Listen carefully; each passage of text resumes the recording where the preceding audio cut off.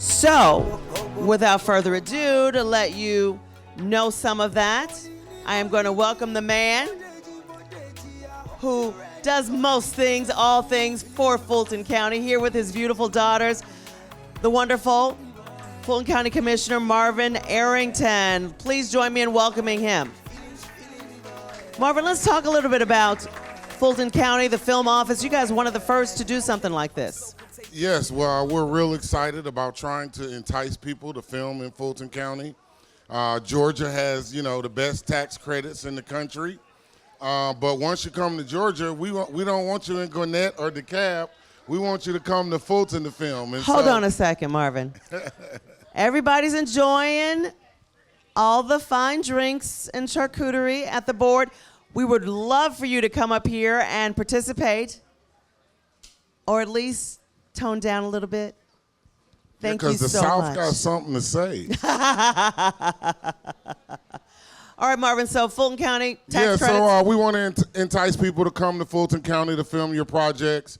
Fulton County is made up of 15 cities, including Atlanta, Roswell, Alpharetta, College Park, East Point. And so we have a lot of different facilities, venues. Certainly our courts, our jails get a lot of use. But we also have libraries and art centers, right? And so we try to make all of those things available, and we work not only with the city of Atlanta and all of the other 14 cities in Fulton County, but also with the Georgia Film Office to make sure that people know Fulton County is ready.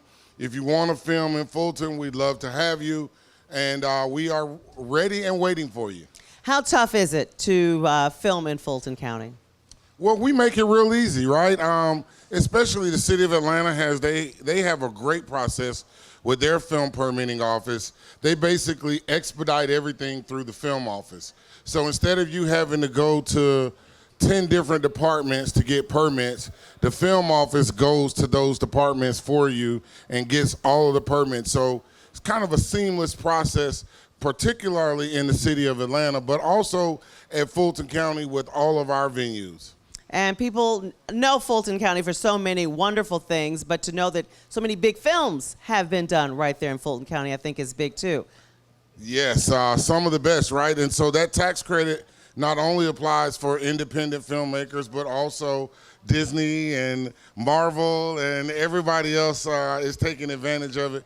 So anytime you see that Georgia peach at the beginning or the end of a show, they got 30% dollar for dollar state tax credit from the state of Georgia, right? And so that means a lot if you're filming your project. That is a way to finance virtually a third of your project. And you've got a project you worked in Fulton County. Talk about that.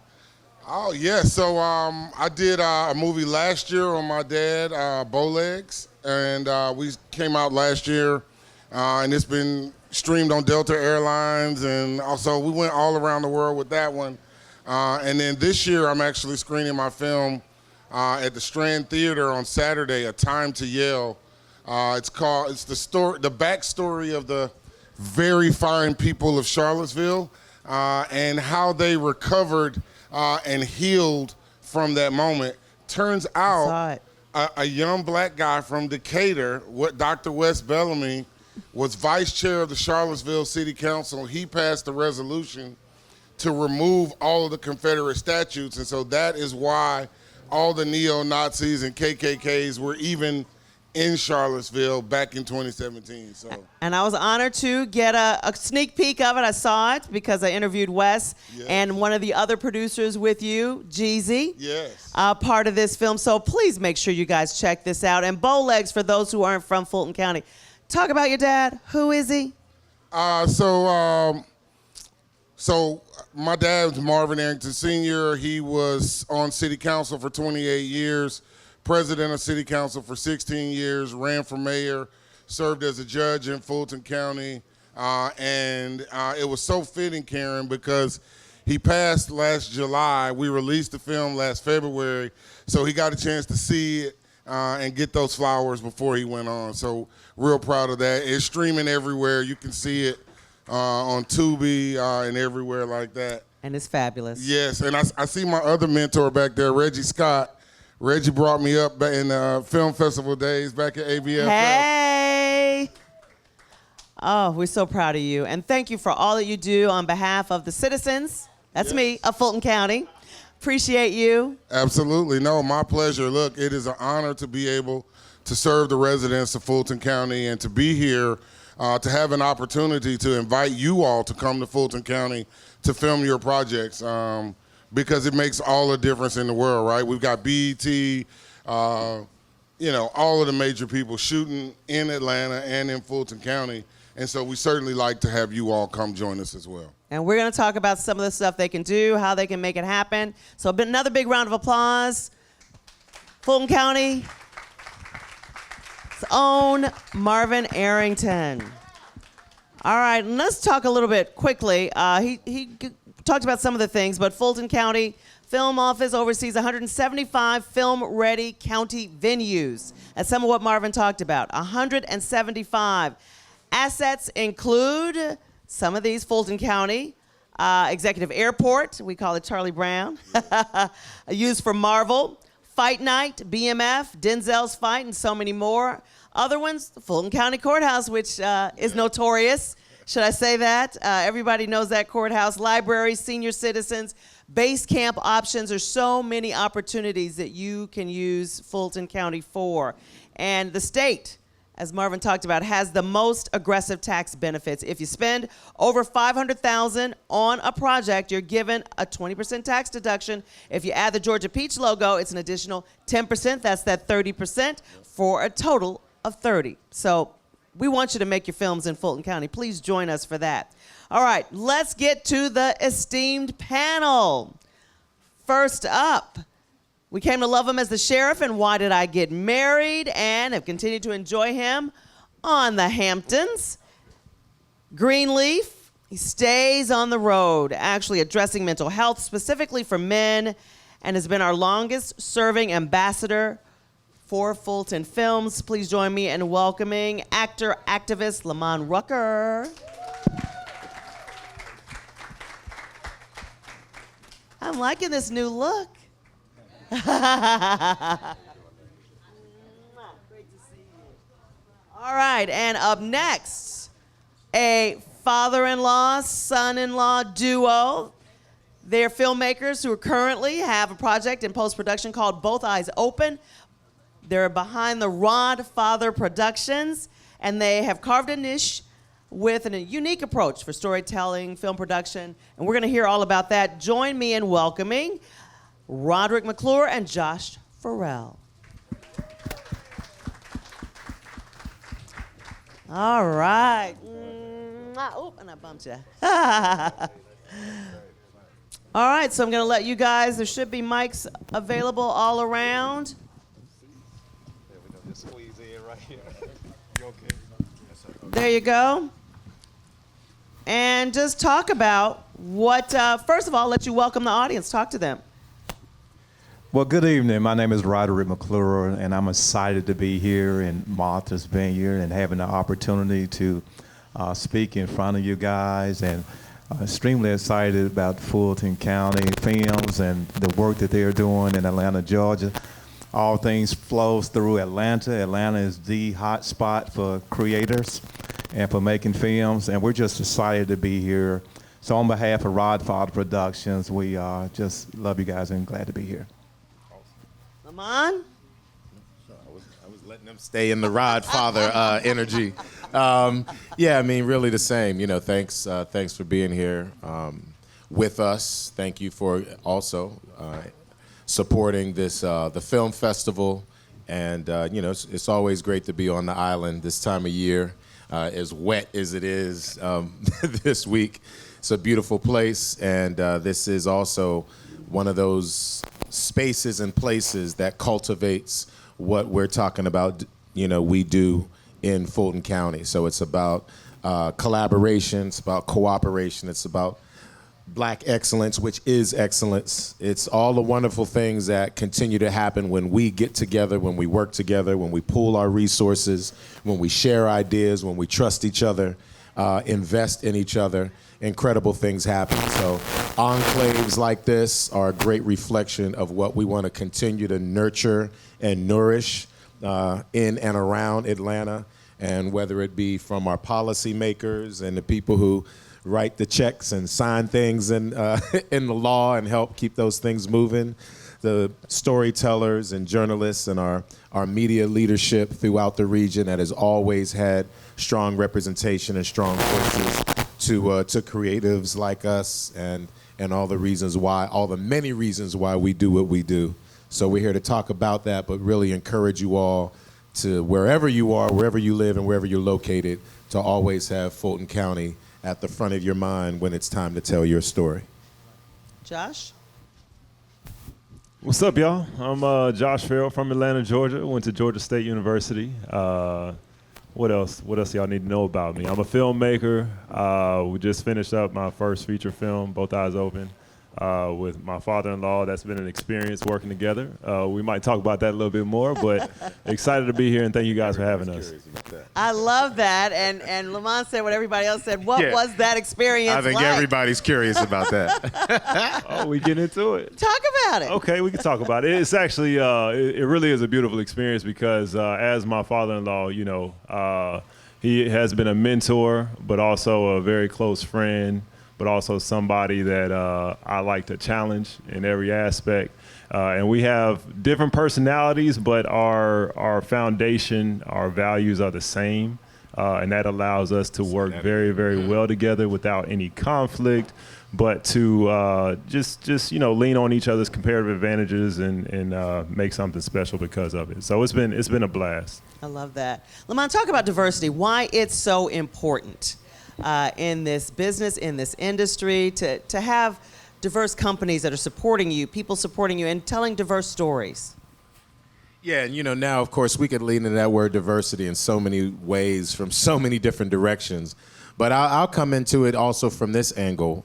We as, again, predominantly here, doesn't matter where you are, you're a person of color. Right. Even if you're not as dark as the rest of us, we're all people of color. And sometimes even that, I think, is a place to be challenged. We use words like black and white, and unfortunately those words have been etched into our psyche so much, but the subconscious thing about that is we look at those things as antitheses of each other, right? When in reality, none of us are really, really black, the way a marker is black. And nobody's really white like, whatever that surface color white is. Maybe we need to start saying, peach and caramel or something, and so, you know what I mean? And maybe Cafe au lait. the way, whatever that is. But again, that also goes to how, when I think of adversity, I just think about how everybody's brains need to expand when it comes to even words like inclusion. In our own communities, we have diversity. So even if you say, oh man, diversity doesn't exist here because everybody is the same. Nobody's the same. We all have very unique voices, very unique stories. I mean, even within a family, right? Even though they may have got there, through, you're married to his child, that's a whole thing, right? And even that, when you just bring two families together, that family can be very different from this family, and they can live next door. I mean, sometimes you're like, sometimes even with siblings, you're like, who the hell are you? Weren't you raised by the same people? But you have a very different perspective. And that's what it's about. It's about finding a place. And I think there's no better space than the creative space to tell stories and invite all perspectives, to understand that your voice is important, to have the audacity to believe your voice is important. Also says the same thing. My voice is important everywhere I go, and my voice is important everywhere that I am, and similarly, you need to show other people the same respect. So if your voice is important and has value, then you need to show the same kind of respect and appreciation of other people's voices to join yours. And even if they're, again, not always aligned, it doesn't matter. You can do incredible things together even when you don't agree, even when you don't think the same way, even when you don't go about things the same way. So I think diversity is not just about cultural diversity. It's about the diversity in experience and perspective and how you do something, how you approach something, how you've experienced something, your understanding. I mean, I'm a math and science guy, and I'll never forget, I was just laughing recently. Somebody was like, what the hell kind of math is this, right? So even something like math, people are like, this ain't how we did math. Well, yeah, math has evolved. And some other people found other ways to get to some of the same results and same solutions through other techniques or through identifying other intelligences. Even math and science are not finite things. People think if you're going to be in math and science, you got to be somebody who knows how to get to a specific answer. No, trust me when I tell you, when you're in mathematics or science or technology, so many concepts are uncertain concepts. So many things, have ellipses after them. Yeah. They're all about this ongoing search for detail and truth. You're detached from the result. It's really about sharing research, right? It's about exploring data, challenging somebody else's data. So it's the same kind of concepts, right? It's like, so the differences are what actually make the world what it is. Forces that you don't think have synergy actually are still part of a system that all works together, and it's the reason why you have a current and a contrasting undercurrent. They all work along with each other. So I just think it's something that conceptually I would love for people to challenge and maybe, again, diversify your definition of diversity is kind of where I'm coming from, if all that makes any sense. No. It does. Josh? And I was going to say another thing in relation to just diversity in filmmaking in particular is, movies are just telling stories. And so you can't really tell a diverse amount of stories from one demographic, from one perspective, which is why it's so important for us to be able to create a platform for other minority creatives to tell the stories versus having that come from a non-minority. It's been a fun journey for us to be able to put so many people into place, with our short time in the industry, to be able to tell that side of the story. And it's important for us to tell our own stories. I mean, that's a big part of it. We have been letting other people tell our stories for many years now, so it's great to see people of color out there doing that. Talk about what are you working on now, Lamman? Well, that's a perfect segue, actually. So my current show is called The Black Hamptons. So Love it. Let's give a big round of applause. Love him on it. Thank you. So, and that's set in the Hamptons in Sag Harbor, which is very similar to the traditions and legacies that, are connected to Martha's Vineyard. There's a lot of enclaves like this throughout the country that a lot of people don't know about. I understand Sunny Hostin also, one of her books in her trilogy is she also highlights Highland Beach, which a lot of people aren't aware of. There's Eagle Beach. I mean, we've heard of Hilton Head and Folly Beach in Charleston. I mean, there are countless places where if you didn't know better, you'd think we were never there. Right. Even if we're not allowed there now, right, it wouldn't exist if we hadn't built the damn thing in the first place.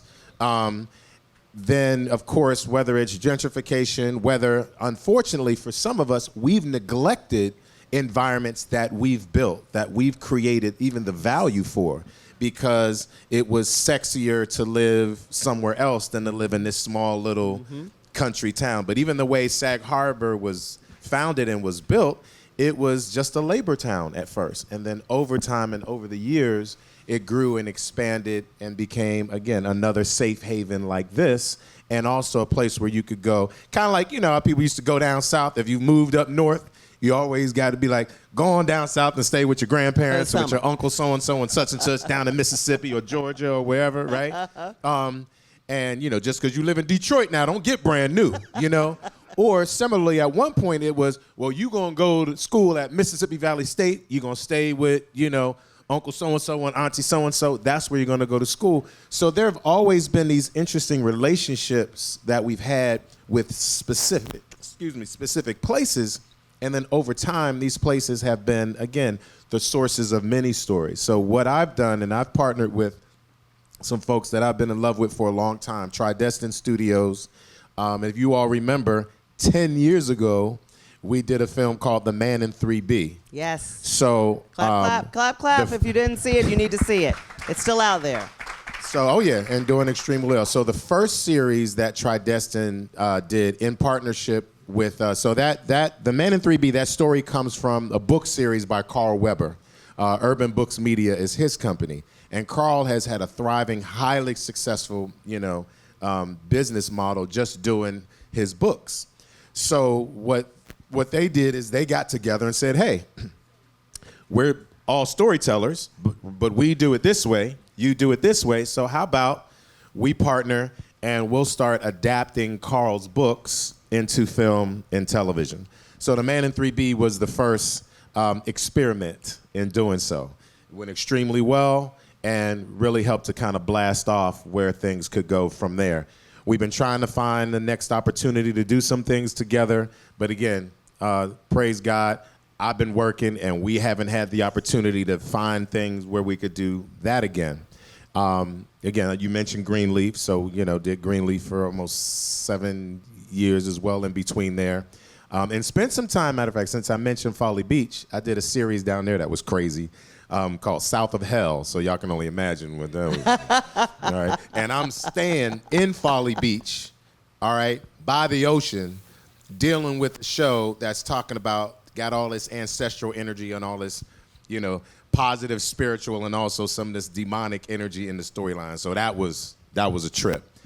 But my point in bringing all these things up is the fact that these are all original stories. These are all things that came from, South of Hell wasn't necessarily originated with people of color, but Carl's book series and his stories, and then Tridestin and the work that they have been doing even before that, right? Before them joining forces, it was something that I definitely wanted to be a part of again. So I was doing another series on, what was I doing? I was doing a show with Paula Patton called Sacrifice. Oh, yeah. On BET. I was waiting on exactly when we were coming back.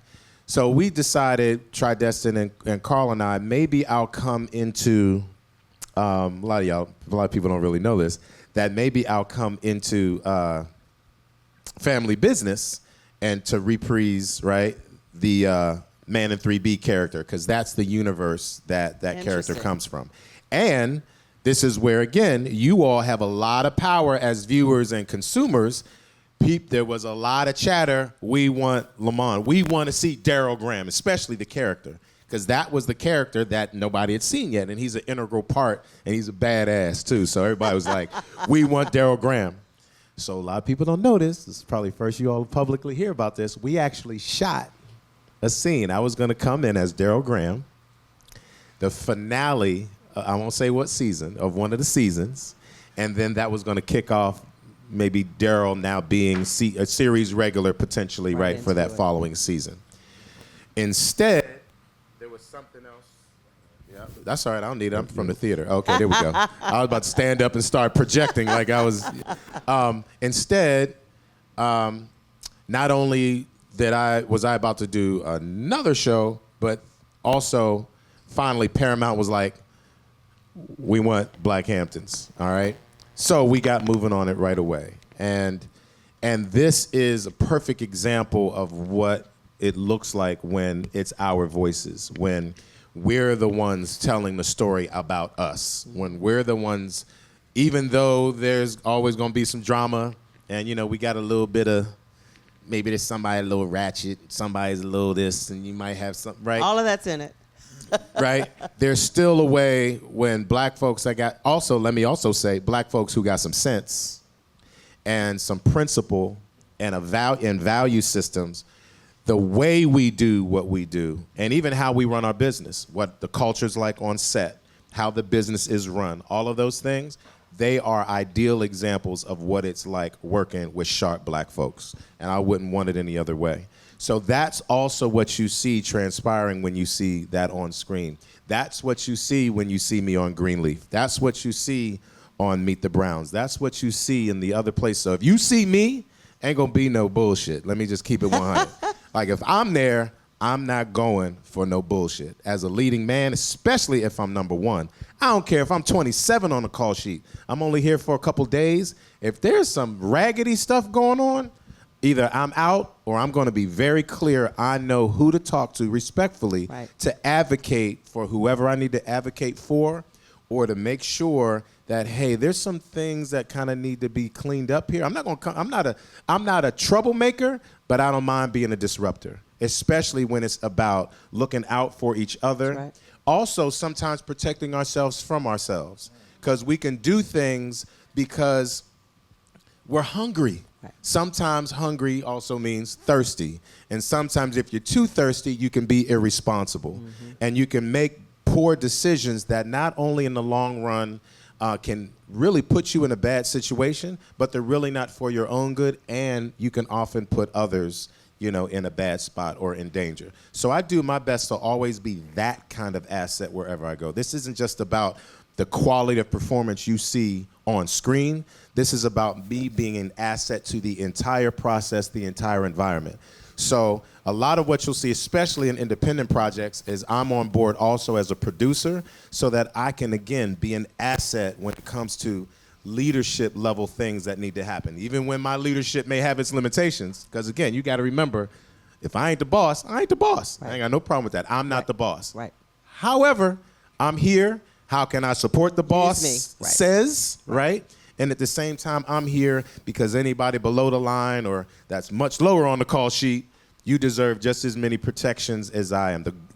The union might not always provide the same things, but standardly, there's certain things, no matter what, the union has got you, has got you covered. So all of those things are things that I think we're doing a really wonderful job with the Hamptons, and we had to launch this show at COVID. So we had, it was crazy, getting tested every other day, and it was insane. So, and the cost factor of that as well, when you're trying to launch a show, it was bananas.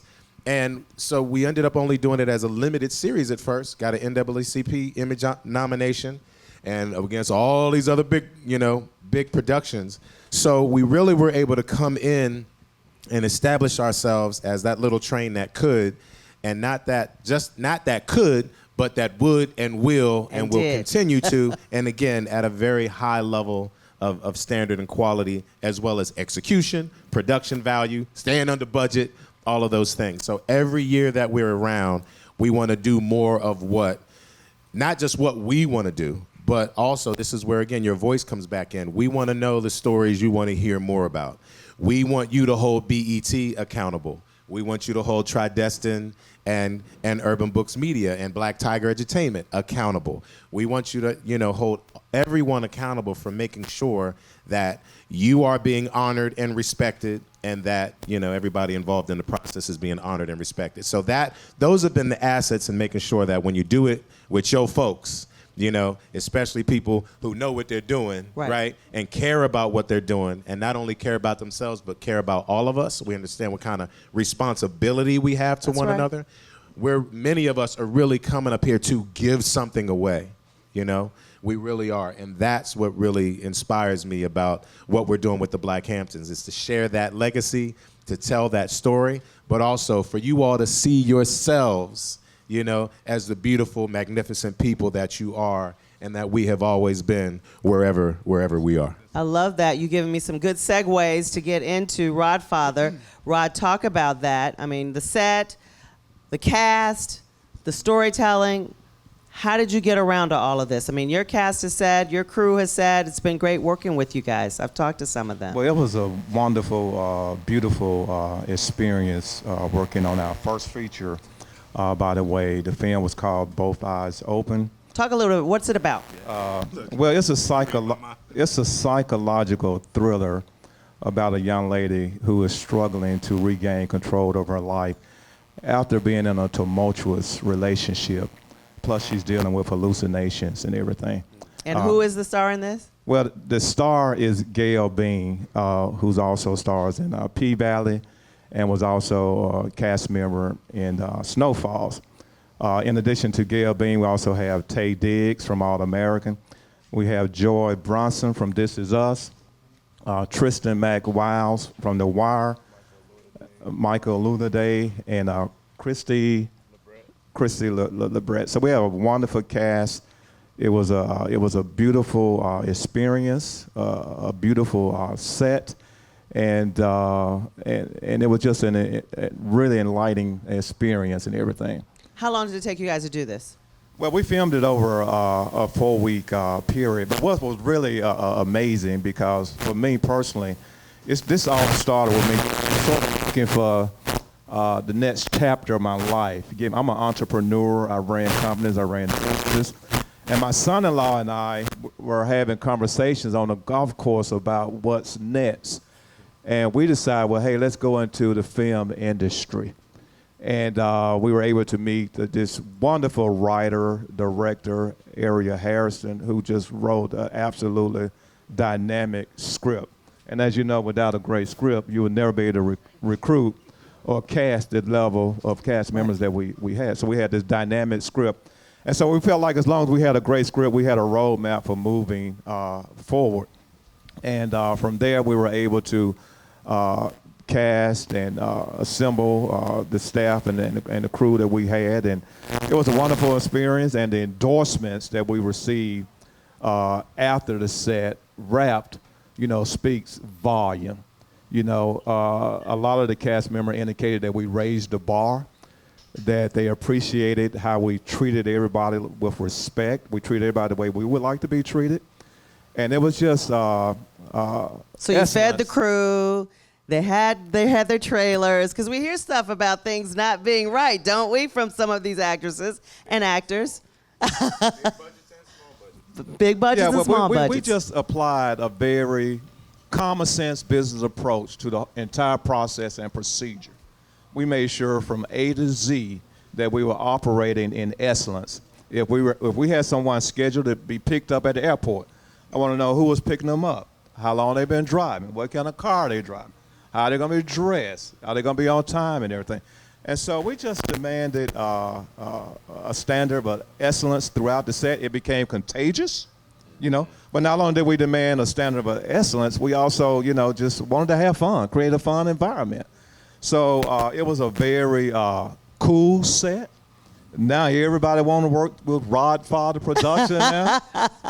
And we were, welcoming everybody. But what we were really excited about was the number of firsts on the set. And I'm going to let Josh talk about the number of first-time experiences on the set.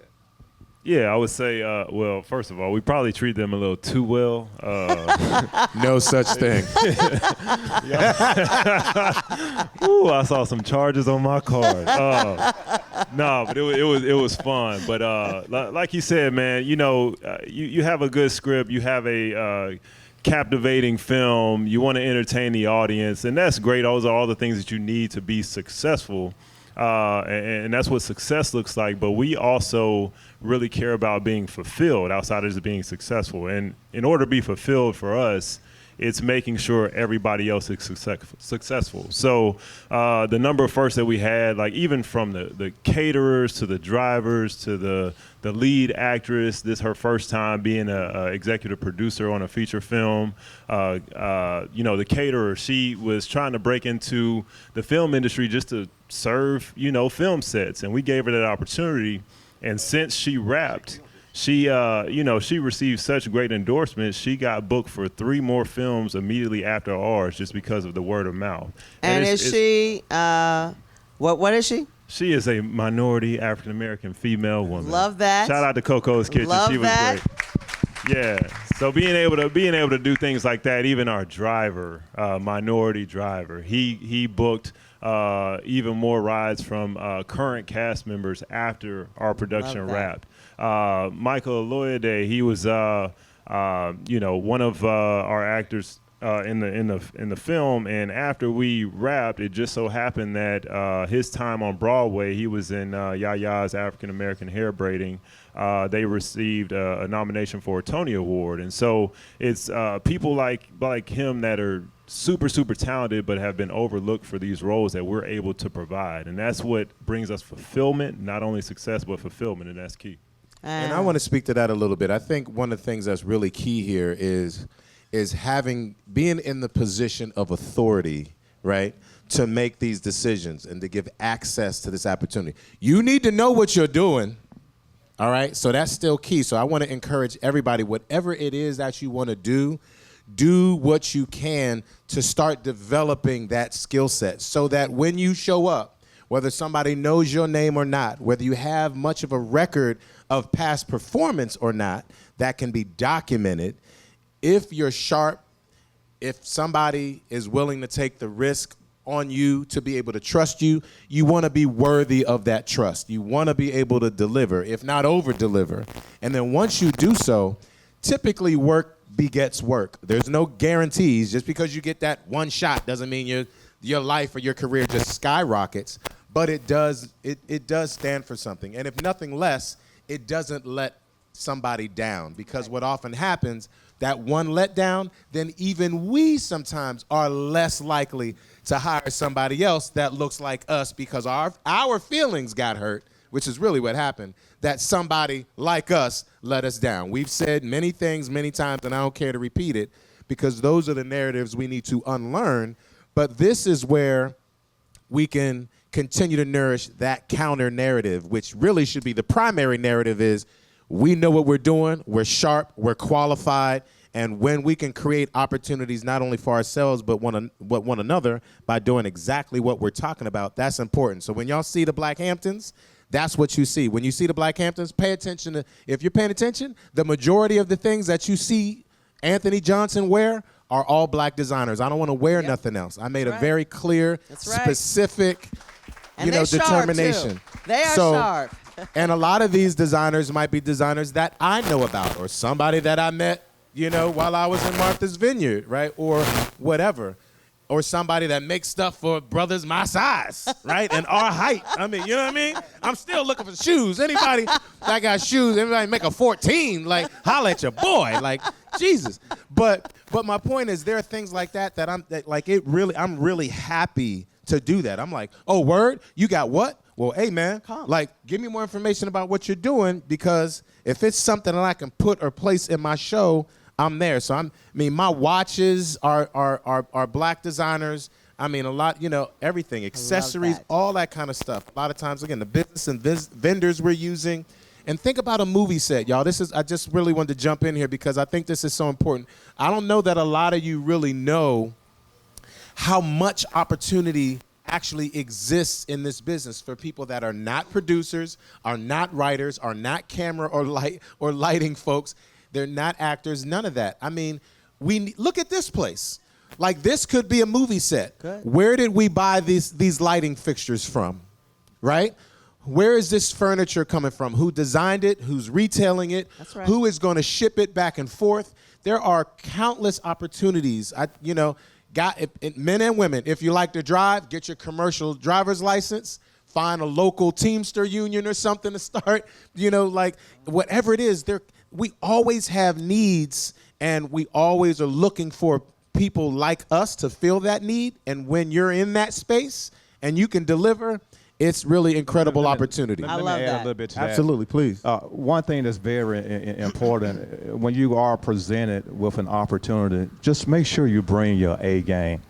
Believe in what you're doing and have a level of conviction where you can persuade the individuals that you are pitching that you believe in what you're doing. I've been pitched projects for the longest from different people that I can tell they didn't really believe or were not ready, And I met Aria Harrison, true story, in October of 2023. She pitched me on her project and shared a script with me. And I was so impressed with her pitch that I agreed to do the movie with her, both eyes open. And we were able to put this production together at the meeting in October of 2023. We started filming this movie in April of 2024. Yes, it's unheard of. So in less than 6 months, two brothers and sisters agreed to do a project together. We were able to get Tay Diggs, crazy, Gail Bean, Tristan McWild, Joy Bronson, and all this occurred in less than 6 months. What? And can I Yeah. say most of the talking was at Hawks games in the second row?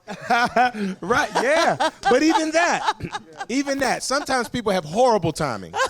Horrible. This is not the place to try to do this right now. Right. I'm really trying to watch the game. And there are other times where it's just like, oh, okay, you know what? Like, yeah, let's talk more. Exactly. Or even if we don't have the full conversation now, again, golf course, wherever it is. Let's do it. Yeah, there is a way to do that, and things can happen and be ignited or cultivated in the most non-traditional ways. But just don't give up on your dreams. There you go. I've had people to pitch me with some great ideas, and I would tell them, I like your idea. And guess what? I never heard back from them again because they didn't Follow know up. where to go from there. Talk The about- opportunity's there. I'm ready to work with you, but don't force me to believe in your project more than you do. So if you bring your A game and your convictions and your belief, hey, you're going to find somebody else that will also believe in you, and believe in your project, and will be willing to put up the necessary funds to make your project become a dream, a reality, and everything. Rod, talk about some of the Fulton County locations you guys used. Yeah, I can talk about that. So we, had a scene in a park, and that was at Grant Park, and that's in Fulton County. And I will say, Marvin, that process was pretty easy, and I was surprised. We were able to get that permit very, very quickly, and we also work with a lot of black-owned businesses in Fulton County. That's the other beautiful thing about Fulton County is that there's so much diversity in ownership there. Yeah. And you're not going to find that in a lot of other places in America. And so to be able to work with, partner with black law firms in the city and real estate developers in the city was just, amazing. And Fulton County definitely looked out for that. Yeah. So thank you guys. Yeah. Very important. And so the next project. Well, we have several projects in development right now, but one particular project that I'm extremely excited about is a movie we in pre-production on about the life of Michael Hollis. And Michael Hollis was an extraordinary, brilliant businessman. Air Atlanta. Air Atlanta, who started an airline at the age of 27, African American, at the age of 27, with absolutely no experience. And there's a book out called In the Arena, and we landed the rights to produce his movie, and we were extremely excited about that, as well as a couple other projects. Since I'm in a room full with creators, I can't give the concept away. You can't. No, you can't. But we're extremely excited about what's on the horizon at Rodfather Productions, and the door is always open for newcomers to come in and pitch their ideas, and if we can use our platform to help you elevate your skills and potential, nothing brings Josh and I more joy than to see other people out there winning as well. All right, I'm going to take a quick break. And Robin Dunstan, are you here? I don't see her. But I'm supposed to introduce her and her son, who is also here. Alex, are you here? Okay, so they may be somewhere else right now, but if they show up, I will make sure I introduce them to you. See, and people, you see how we talk? We have things like this. We meet each other. We help each other. That's what this is all about, helping each other make things happen. See, these folks already got it. You got questions out here for any of our panelists? Yes. Anthony Johnson. See, it's what I deal with every day. And you never know what name you're going to hear. Yeah. People still talking about, Jacob, leave Tasha alone, man, don't do it. Or like, hey, man, pick Tasha. Like, it don't matter what it is, Sheriff, like, Will, pick a name, Somebody brought up something from 20 years ago from Half and Half. It's like, it's crazy. So that's funny, though, because I never know, every day, I never know what I'm going to hear. Hopefully he won't sleep with her. I'm with you. Yes. Yes. Are you in Atlanta? Of course. You can travel. So, perfect example. Have you worked in film before? All right. So I'll ask, in particular, since he's the big boss man, someone with project management skills, how does that translate to our industry? Because I think that's important. Because I feel like I'm talking too much. before, and I have somebody working that's partnering with me that probably comes from, similar background. I think this is a question a lot of people have because they want to make the transition, Right. but they don't really know how their existing job or other skill sets, even other things that they know how to do that they're minimizing, how it really applies and can find its place in, love that in what we question. do. What So is that? where do you think somebody like her might fit in? Yeah, I could definitely answer that. So, as a producer, my job on set was to literally do everything and to just put out fires, solve problems. And I learned very quickly I can't be everywhere at once. Right. And so there's always a need for help there. Even when you think about line producing from the financial side and the number side and putting everything into place. Tell them how much experience you had before that we did that set. That's irrelevant. But so I'm about to say All right, probably so- that, bro. all right, well, there's a caveat. I will say I've been in corporate America for 10 years, and I've had a lot of management experience. I put, I did all of Georgia State's alumni committee. And all he's that the kind of boss's stuff. son-in-law. So yeah, well, yeah, all that. But like you said, once you get the opportunity, you have to perform, or you will be out the door very quickly. Right. So I did that. But there is definitely a lot of opportunities for sure. We've had to hire assistants already just to help with that load. So yeah. Yeah, and we also just look for people who can apply just your everyday common sense business approaches toward the production set so that we can make sure every I is dotted, every T is crossed. So with or without experience, we are always open to listening and taking a look at different people's backgrounds and skills and everything, because it's all about elevating others. Okay, got a question here? Great to meet all of you. I consider this meeting you. My name is Kanique Sky. I am an 11-time nominated, 7-time NAACP Theater Award-winning writer. Thank you. I'm in the position right now of bringing all of my projects to screen. One in particular I know is a feature, and the rest I believe have a strong life as episodics. I heard you say that you were very impressed with a pitch. My question is, what do you feel was the most, or I ask for myself, what do you feel is the most impressive component of a pitch? Do you feel the clarity in the message, the passion of the producer? I'm going to tell you this more from an actor perspective than a producer.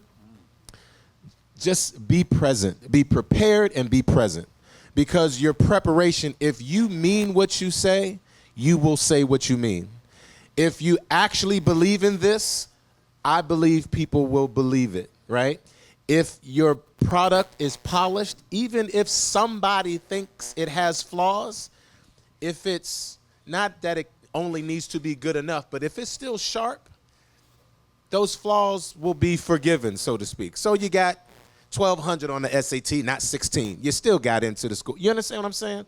Like, it might not always be 100% score that you get, but every relationship and every partner, there might be different things about that pitch process or that deck or whatever the things that were that you had that might actually be something that says, yeah, let's give this another look. Or, hey, man, that's all I need to hear. I'm sold. I've even had things move up in the production schedule. That's why I'm over here amazed that they met this sister in October of last year. It's not even October of this year. And it's already done. Not that it's on the schedule. Most things don't even get scheduled that soon. That's right. So that's another thing I want to say. Even if somebody says yes, then what kind of agreement are you getting into, right? Is this a joint venture, right? Is this a partnership? Are you simply licensing so the pitch might be great, but then what kind of legal support do you have to make sure you don't get into a deal that jams this thing up and you can't do anything else with it when there might be other interested parties that are better suitors and better partners for you. Does that make sense? So some of it is also, the pitch is meaningful, but it's also, if you're not ready for step 2, then really step 1, you're not ready to take that right step. The accolades that you already have are great, but then what were those stories? If those are stories that we're not interested in, yes, you have a wonderful voice, but that's not the place. This isn't the place for you. You understand what I'm saying? So sometimes people shape their pitches based upon who they're pitching to. So you got to know that too. Who are you talking to? What's right for them? Which one of your stories is the best place for that conversation? Because you might just bring the wrong thing to the wrong party, right? So sometimes a meeting is not just about the pitch. It's about that mutual conversation of getting to know one another. It's just like dating somebody in a way. Like that first date, I ain't got to be like, okay, I'm trying, like, chill. We're just getting to know each other, right? And then based upon what that series of conversations is, and again, what these series of interactions might be, informal ones like the vineyard, formal ones like a meeting, the process of numerous emails going back and forth, you got to be really patient with that process. So when we talk about things like who you know, that's part of what this is connected to, allowing the whatever indeterminate period of time it might take for a deal to actually get sealed. So what are you going to do in the meantime, right? And I also think it's great. If you're a good writer, then that's what I'm saying about this Tridestin Urban Books thing. It's like, hey, this is a good partnership. What else you got, right? Or, hey, I see you've got some good stuff before. I like what you're doing. What else you got? And even if that what else is only concept or only outlines, you haven't really given it meat and potatoes, skin and bones yet, do that too. Say, hey, this is kind of what I've done. But sometimes it might also be that's great, and we see that your stories have gotten picked up and snatched up by other people, but you want to do something else. This is what I've been doing, but now the stories that I really want to tell, this is what's been paying my bills. Well, what I would love to do is find somebody where we can do that. Sometimes that might work. So it really depends. Yeah, that's very well said, by the way. Let me add another little caveat to that. Because I believe in every encounter in life, you're either buying and selling. And the definition of sales is the art of persuasion. The buck stops here with our Rodfather Productions, with Josh and myself. And nothing excites us more than being persuaded by a new story, a new idea, a new concept. We want to be pitched, but we also want to be persuaded, and so do your due diligence, be fully prepared, and then just come in, ready to persuade us that we need to take a serious look at that project. Who knows what may happen. We may have a conversation later tonight and start production in 6 months. Messing with this dude, right? But that's how life is short. That's how we roll. We're hungry. We're looking to do some exciting things in this industry, big things. And the more people we can meet, the more people we can use our platform to help elevate is, what life is all about. So somebody comes up to you at the Vineyard, right, this week, says they have a project, want to talk to you about it. What's next? What's next? Mm-hmm. I mean, if they convince me, persuade me. Do they need to sit down, have dinner, have lunch? Send you a pitch deck is kind of what she was talking about. No, we need to schedule production. He ain't playing game. So look, that's part of my point. If this is part of even his production model or the way he likes to work, you got to know who you talking to. Right. Don't come over here if you ain't ready to move.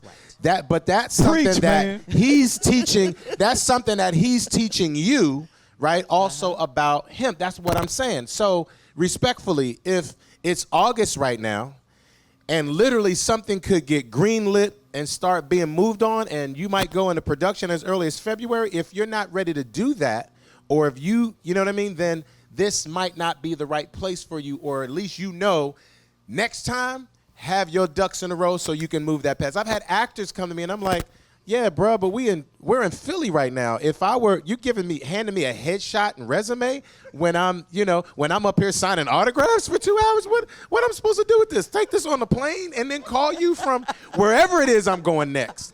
Because the thing is, no disrespect to him, trust me, I'm all about shooting your shot, you know what I mean?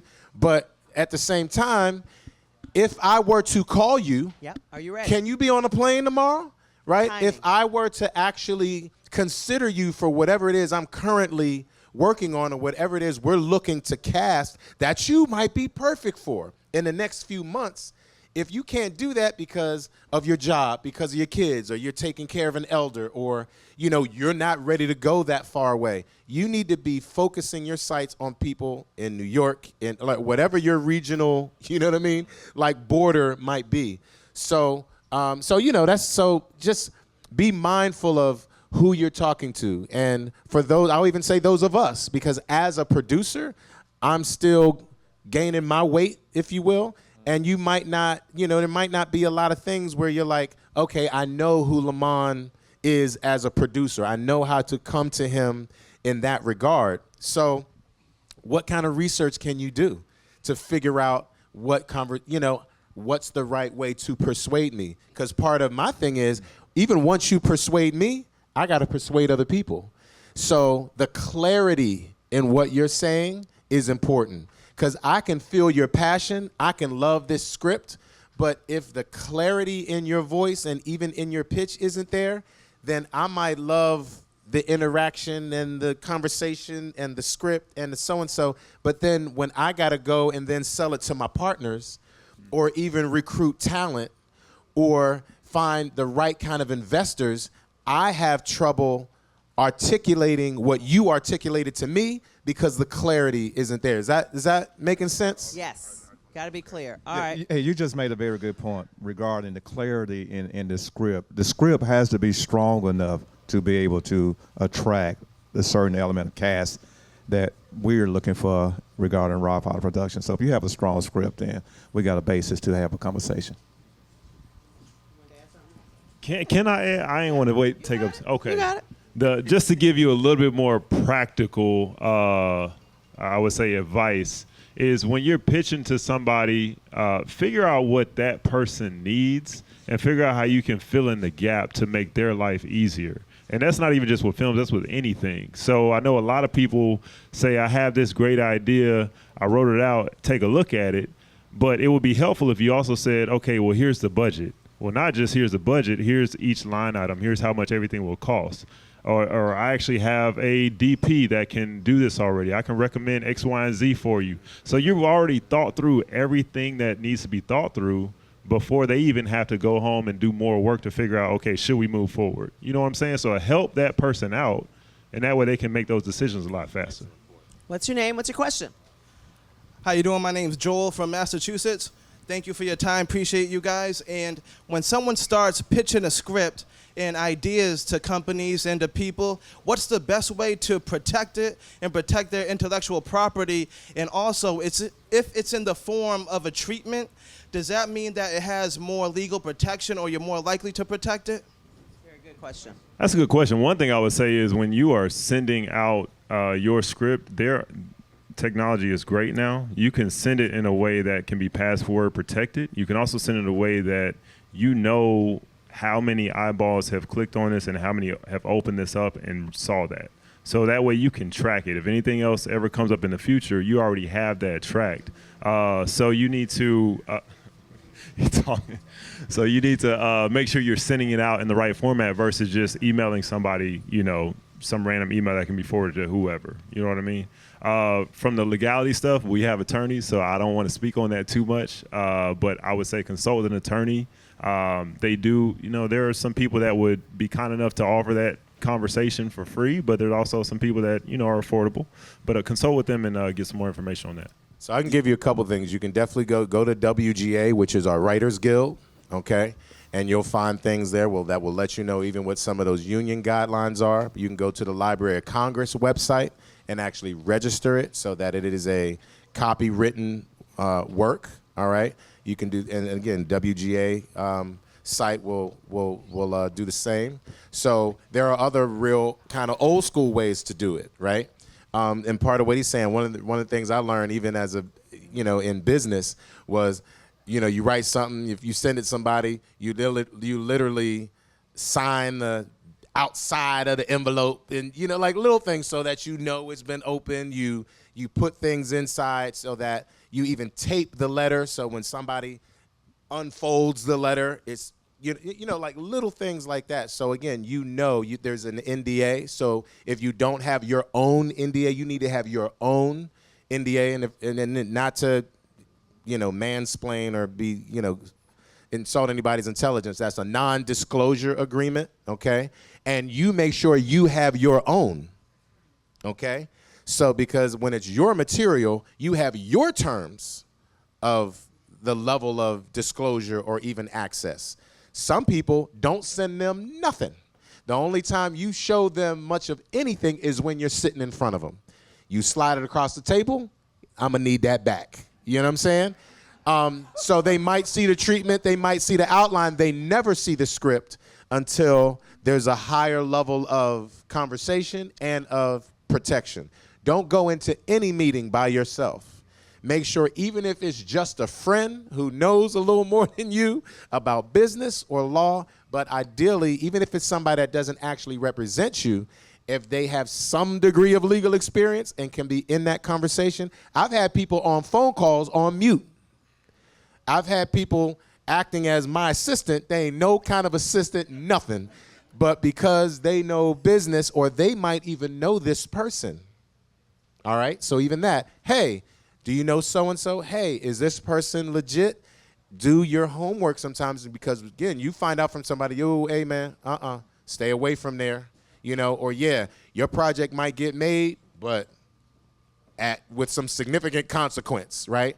Or that gets done, they'll never pay you, right? Things like that. So, but there are things you can do, and Marvin, I see getting itchy over here. Yep, he's getting itchy. He's ready to say something. This is one of those people that has this acumen that I'm talking about, or at least can direct you to somebody else if he might not be the specific person to have in your corner. But that's also what Fulton County can do for you, right? You don't go into these battles alone. You feel me? So, but anyway, those are some other practical things. Just go. Even a treatment, whatever you write up, doesn't matter how long or how small. Make sure that it's legally protected at the Library of Congress and at the Writers Guild level, right?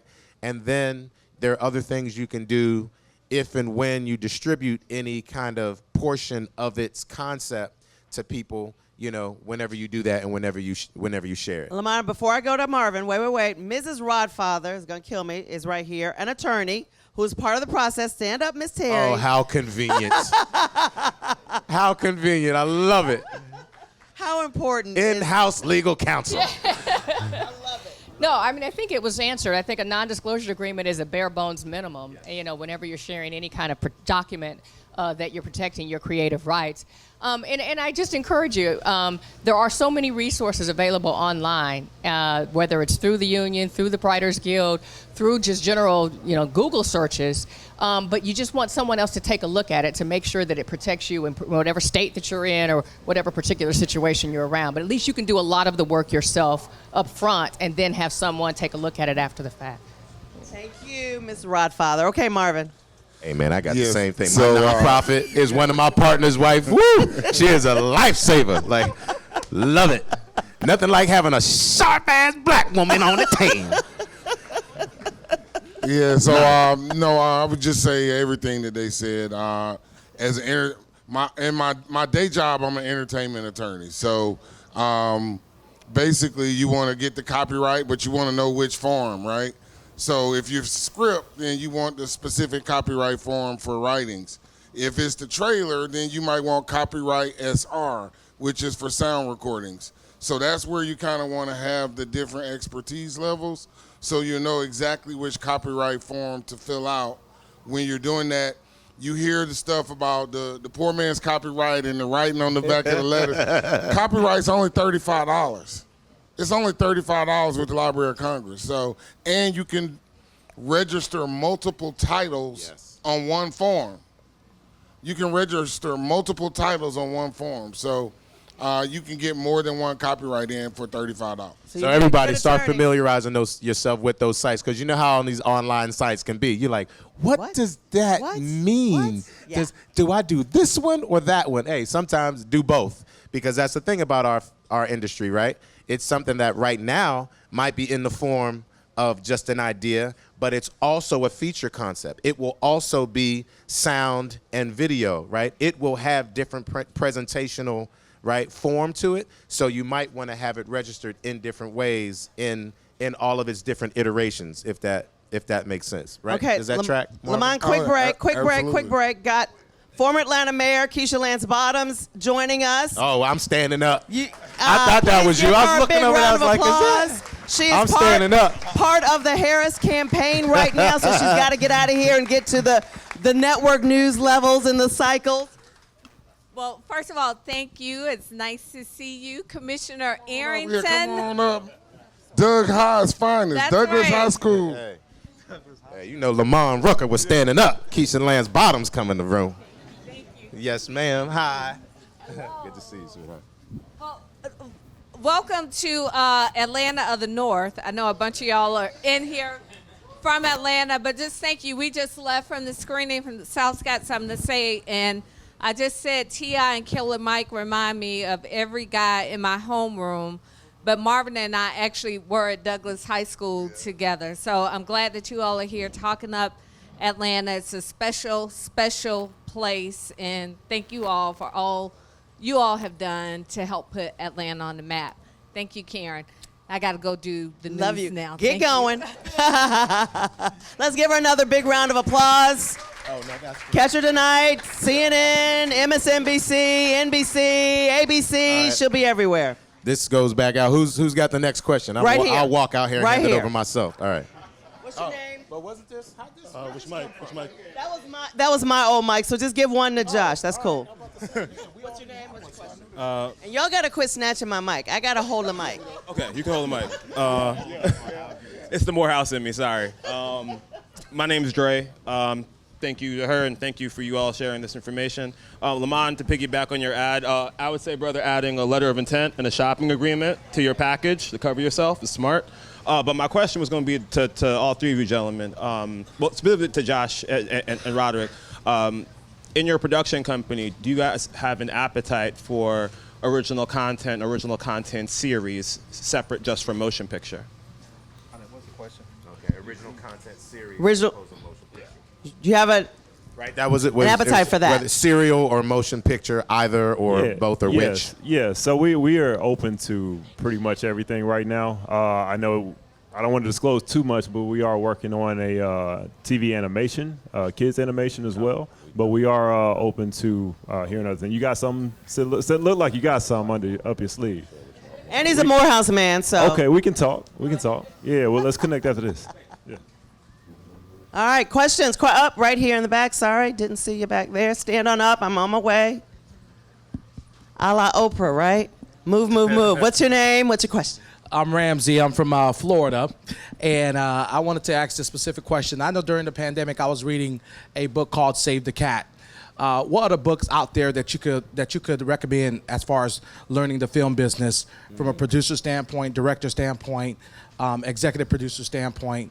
Right now I'm in TV. I do TV hosting, but also from the other side, producing and direct, but learning the business so that when we do come and we pitch, we actually speak the language of what you all provide. I can get. Very good. That's a good question. I can give you some advice that I got a couple of years ago in the corporate field, because I asked that same question about different books that I can read and all that kind of stuff. And I hate to be cliche, but it really is about throwing yourself in there and getting that experience. For me, I did, research going into the film industry, trying to figure out, okay, the lingo, the words, what we need to, be looking for. But once I got in there, I was able to learn so quickly, so much more than I feel like I could from a book. My wife is a reader, and so she's probably disagreeing with me on this, because she would advise me to read everything. But me throwing myself in there and actually getting direct experience from people who have been doing this for years has been, invaluable. So that's what I can say to that. Yeah, I mean, similarly, big or small, get on a set as soon as you can. Even if you are literally a dresser or wardrobe assistant, that might not really be where you want to be eventually, but if that gets you on the set, that can be valuable. So regardless of age, regardless of experience. Again, you can be the big boss man wherever else you at, but this is you just trying to break in here, you're a rookie. So be humble and just get whatever access you can to the actual environment, like he's saying, get into the ecosystem so that you can start, again, really hearing what that conversation really sounds like, right? How things move. I'm looking at my man right here with the headset. How communications move through, right? Through the headset, right? And through walkies is different than how we might talk to each other side by side or in a meeting or in a business call, right? So sometimes there's even different language depending on where you are in the environment. But by having at least one toe in the door, you can start to move around. Or even though you might be on wardrobe, you know what your agenda is. Go over to the production office and hang out. You be in there taking long as hell to make copies, and you in there just because you're trying to figure out what's going on. But even for me, I look at everything. I'm in there, I'm looking at forms that are on the board, that are on the wall, inner office kind of, you know what I mean, documents and how information, learning about their process. So, because sometimes what's important isn't always vocabulary, it's process. It's understanding systems, right? And you might come from where you come from, and there are things that are transferable, but there are also, you're like, oh, yeah, this moves differently through here, And it might not be as efficient as what you're used to, but that's how we do it over here. And there are other ways you might be like, this is how we should be doing stuff. They should be doing stuff over here. But at least it's, I firmly agree the immersion, right, is always a good thing. So wherever you can be, learn what you can. You'll even learn some bad habits, and you'll learn the kind of stuff not to do that you wouldn't want to do when you're doing your thing, right, or what you take with you. That's even important, because you might not always know what that is unless you've really seen it for yourself. But I also want to add, there are some great books out there available with some really, really good content. I went on a long bike ride this morning, and I can't recall the title of any of them at the moment, but I got like 4 really great books on my desk right now with strong contents about indie films, how to produce a movie, how to negotiate a contract, information about the back end of movie deals. Which is extremely important to gain knowledge and understanding of how things work on the back end. So, maybe we can exchange numbers, and I can send you a text message once I return to Atlanta on some good titles and recommendations. I was asking. And there's an author by the name of Mark Litwack, entertainment attorney out of Beverly Hills, that has written a great book. I can't recall the title either, but the author is Mark Litwack. He's an Beverly Hills entertainment. First name is Mark, M-A-R-K. Last name Litwack, L-I-T-W-A-K. And I forgot it on that bike ride with you. But this is the other great thing. So, again, I want to challenge everybody. If you I don't know what you're using social media for, but I can tell you likely, if you want to be in this business, you're probably not using it in the right way. There are countless people, just like she was saying, Google this and that. Like, you got to... This is how these algorithms also work. Right. Once you start making the habit to come into certain conversations a certain way, or you decide to follow this screenwriter or this producer or this casting director, you will start to then find yourself in that, right, ecosystem as well in the virtual space. So you might not even know certain people. Once it starts letting you in and everybody start lining up, you might just be like, follow. Like, just so that all of this stuff just starts coming to the top of your page and you're now engaged. You can then decide, they're whack, or, that's not what I thought it was going to be. Unfollow, get them out of the way, right? But that's another reason why I would really encourage you. And similarly, without going on a whole nother tangent, and since Keisha just popped up, we're in an election year, same thing. Are you following your local policymakers and lawmakers? Are you following the Marvin Arrington of your district? Are you following your alderman and woman, your state senators, your are you on those pages following your city councilmen and women? So it's the same type of thing. Those are the conversations. That's the access. That's the vocabulary. That's right. Those are the meetings and things. That's the aptitude you also have to have. So I learned that long time ago, making a habit to do that. And I think that's a game changer. So I think that's one of the things that will also help. Similarly, people will start sharing that information. I've seen folks that are like, just, they take a picture and they got 5 books. They're like, oh, I don't know any of these. You know what I'm saying? Another quick introduction. Just walked into the tent. Don't keep walking. Mwali. Very prominent attorney in the A. Good to see you, sis. Thank you. Peace, y'all. Hey, Atlanta's in the house. All day, baby. Black Man Lab. Man, this is beautiful, man. This is beautiful. He had a great panel this morning, Karyn. Black Man Lab over at the Strand. Yeah, everybody turned out, and we welcome you all. When you come to Atlanta, you have to stay over on a Monday, men. I'm sorry, sisters. It's something for the brothers.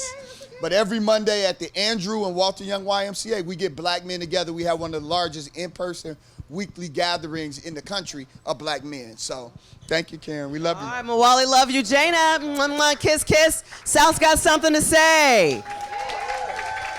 Part of the AJC, Ryan Horn, one of the illustrious, fabulous Horn brothers. Why is something like this so important? I mean, Atlanta, for this moment right now, Georgia is going to be the center of one of the most important elections of our time. And so Georgia has always been saying something. The South has always been saying something. And so we just kind of are the heartbeats, I believe, in the country. Everything travels through Atlanta. The roads, are the good or bad. And so I think especially for this year, it's an important thing that we hear what we're saying, we kind of act on it. And then also, this is just bias, trust your local news. Listen, we're here reporting for you guys. We're here trying to get the news and also documenting and sharing our history. Documentary's gotten how many awards? Come on over. What have you guys got? We got Emmy nominations. We just won the NABJ National Award. We thank you, and we are showing the film again in Bronze Lens Film Festival and all over the place. So it's been going really good. All right, other Horn brother. Oh, hi. I just heard my brother talking. I was like, what's he doing without us? So I just came to be noses. But hey, everybody, that's all. Appreciate them. Horn brothers always doing big things. So follow them. Make sure you follow them and keep it going. Keep the conversations going. Jamal King, Steps, raise your hand. The activation here for us. Wonderful. All the way from Fulton County set this up. So we come as a pack, as a group, to support each other. And that's very important. Marvin, talk about perhaps some of the most memorable pitches you've had for a film, since, they come to you. Yeah, well, I mean, and we have a film festival that we do in Atlanta and DC too. So. It's really just a full circle moment for me, Karyn, because Mrs. Rodfather was my mentor when I was first out of law school. I didn't know that. Yeah, so full circle. Rod and Terry actually invested in my first movie back in 2000, Big Ain't Bad. Oh my God. And met Lamman in 2008 out in LA, and we've been doing Black History Film Festival together in Atlanta and DC for the last 10 years. So this is just like really full circle moment for me. But I mean, you get pitches all the time. You have to be careful when you're sending pitches out, because most companies aren't going to take anything that's unsolicited. They're not going to accept your script, because then you could come back and sue them and say, oh, that was my idea, right? That's right. So you've got to have some type of relationship with someone who's going to say, hey, we'll accept your script and we'll talk because of who you came through, right? Because of who you know and the relationship you have with them. So, and then, on the production side, you just have to look at what you're pitching or where it's coming in, because you never know what you're going to get. But I think people invest in people. They invest in the person behind the idea. They invest in the person that's going to see that idea to completion. So, you definitely want to be mindful of that. And like they said, you've got to believe it so much that you can clearly state it to someone else clear enough so that they can go become your cheerleader and clearly state it to someone else. So just thankful for the relationships, thankful for Lamman. We started out with 08 at ABFF, maybe.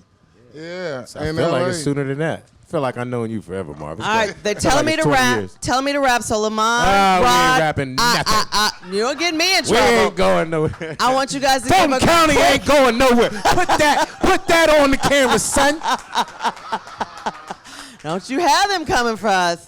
All right, Lamman, let's wrap it up. Give your best advice to these folks out here who want to make it happen. Each one of you. You got to be in the game to win the game. And that, to me, that means everything from don't give up to, again, even when I'm coaching actors and other storytellers, one of my major points is finding your voice. Because the access to people may come, but if you don't know who you are, you don't know what you want. Actors come to me asking, oh, I need an agent. Yeah, but what kind of agent? What's the right agent for you? Because they're going to work for you, and if you can't direct them to the right kind of work, again, to sell you and pitch you for, it's going to be a relationship and a process that's just going to be unproductive and incongruent. You know what I mean? So, again, find your voice. Whatever it is, wherever it is, you are a story, you have a voice. And that voice matters and it's relevant and God designed you so you can tell it. And sometimes it's other people's stories coming through you. It's ancestral voices, it's legacy voices, it's spiritual voices coming through you. It ain't even about you.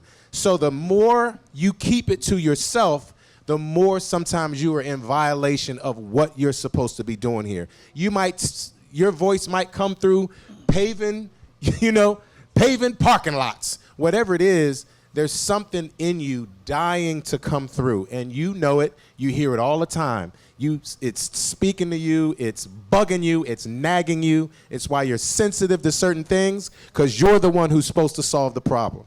You're supposed to be part of the solution. We need you. Our form, our craft needs you, but God needs you to get in the game. Get involved. Get involved. Don't be afraid. Or you can be afraid, but be courageous in spite of that fear. Get involved. But for us, we need you. We want to hear what you have to say. That's why this is what we do for a living, all right? We're here for you, and we need you to do business with, and there's no better place to do it than Fulton County, Georgia, and you got incredible people right here in front of you to partner with you to make those dreams come true and to allow your voice to be heard. Roderick McClure. Amen. You know, there's a text in the Bible that I just really love, and it states, whatever you do, rather in words, work, or deeds, work as though you're working for God and not for man. So just take initiative, work hard, be persistent, enjoy life, believe in yourself, believe in your dreams. One motto that I have, if it's to be, is up to me. Own your dreams, own your life. You are in control of your destiny. And just work like you're working for God, and He'll open the door for you. Josh Ferrell. Amen. I will say this: value people and add value to people. Don't be so focused on yourself that you're just bulldozing everybody that comes around you, because you don't know who those people are. You don't know if they're trying to bless That's you right. or help you. So just make sure you're adding value to people's lives, and they will make sure that you are always around. And Marvin Arrington. So the only thing I would say is the difference between the hero and the villain. Who knows the difference between the hero and the villain? That's the answer right there. The person that tells the story. Keep telling your stories. People are here. I'm big on documentaries. These people, we're losing people every day. Pull out your phones, record them, get the footage, get the content now, right? Because you may be telling the story of the next hero. All right, Carla, Chit Chat Communications, great to see you. All right, everybody, thank you so much for coming. Let's give it up for Karyn Greer. Oh, Karyn Greer. Thank you, Karyn. Thank you.